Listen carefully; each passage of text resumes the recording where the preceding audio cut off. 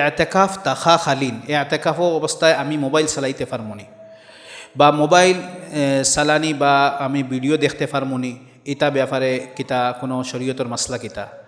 তো জানিয়ে রাখা দরকার যে মোবাইল একটা জরুরতর বস্তু, যদি কোনো জরুরত থাকে, জরুরতে মসজিদর তাকি ফোন করতে পারবা, জরুরি ফোন হল তাকিয়া যদি কোনোখানে খরা লাগে তাহলে এতেকাফ অবস্থায় ফোন করতে পারবা। এছাড়া জায়েদ ফোন করা এতেকাফ হালতে ঠিক নাই।